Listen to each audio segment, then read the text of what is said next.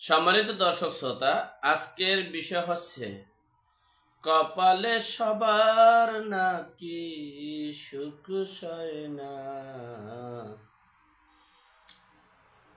সবার সুখ সয় না কপালে। আমরা 5ই আগস্টের পর এই ছাত্র সমন্বয়কারীদের নিয়ে উপদেষ্টা পরিষদ গঠিত। তারা এখন মন্ত্রণালয়ের দায়িত্বে আছেন, তারা উপদেষ্টা হিসেবে আছেন। এরপরে তারা নির্বাচন করবেন, এমপি হবেন, মন্ত্রী হবেন। সেই স্বপ্ন নিয়েই তারা একটা কিংস পার্টি গঠন করেছেন।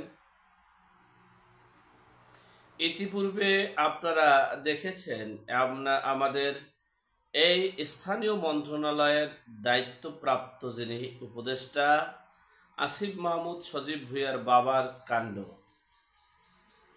আপনারা দেখেছেন। তার বাবা তার ছেলের জন্য দোয়া চাইছেন, এমপি ইলেকশন করবেন। মসজিদে 10 লক্ষ টাকার অনুদান। তার বাবা একজন মাস্টার, সেই মাস্টারি ছেড়ে দিয়ে তিনি স্থানীয় সরকার পল্লী উন্নয়ন সমবায় মন্ত্রণালয়ের অধীনে তিনি একটা লাইসেন্স করেছেন। তিনি ঠিকাদার লাইসেন্স করেছেন।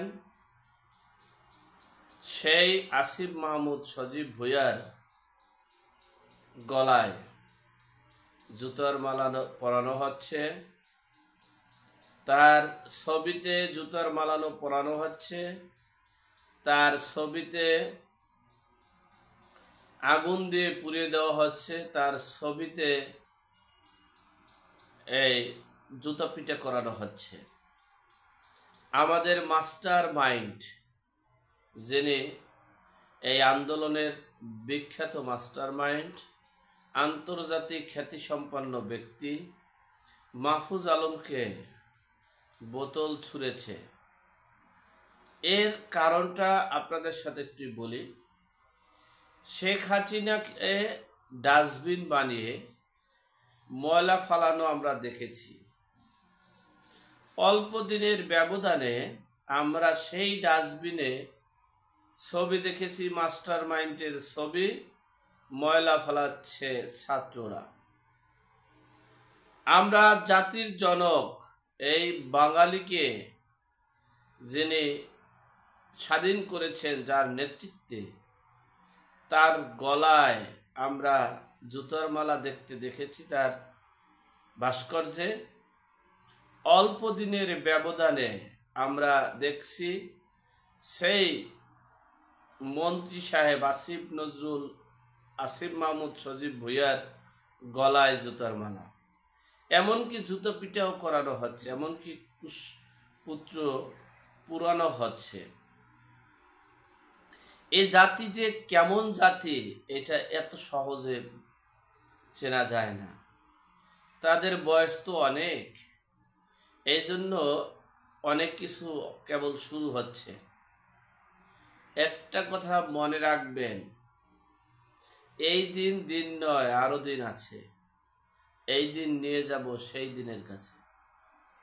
এটা একটা প্রভাত, অর্থাৎ সহজ ভাষায় হলো যে এখন যে শীতকাল, এই শীতকালই জীবনের শেষ শীতকাল নয়।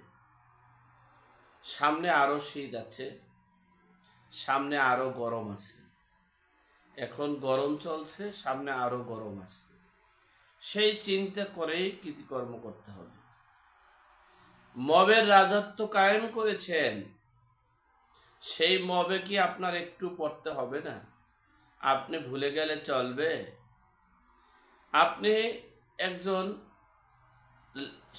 এডুকেটেড পারসন, শিক্ষিত বললে ভুল হবে বাংলার উচ্চারণটা। আমি আবার অত ইংরেজি বুঝি না, ইংরেজি পড়িও না, ইংরেজি অত বলতেও চাই না, তারপরও বললাম। আপনি তো জানেন যে যে কর্ম করবে সে সেই কর্মেরই ফসল ভোগ করতে হবে। এদেশে মবের রাজত্ব কায়েম করেছেন। মবের মাধ্যমে, মব কিলিং এর মাধ্যমে নির্বিচারে হত্যা করা হয়েছে।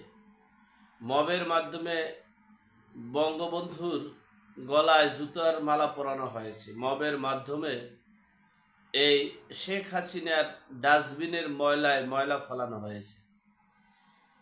প্রত্যেকটার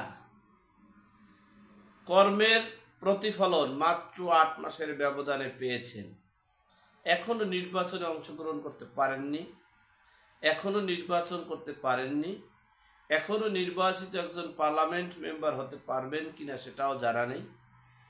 তার আগেই আপনাদের গলায় জুতার মালা, সান্ডানা মাহফুজ, এরপরে বোতল সত্তর আমরা দেখেছি, এরপরে ময়লার ঝুড়িতে বোতল নিক্ষেপ আমরা দেখেছি। আমরা অনেক কিছু সামনে আরো দেখার বাকি আছে। আমি বলবো সকলকে, যে কর্মই করেন না কেন, দয়া করে আপনারা অত্যাচারিতা হইয়েন না। অত্যাচারিতা হলে আপনাদের চরম খেসারত দিতে হবে। আল্লাহ আমাদের সকলের বিপদ আপদ বালা মুসিবত থেকে হেফাজত করুক। আল্লাহ আমাদের সকলকে হেদায়েত নসিব করুক। আমিন। আসসালামু আলাইকুম।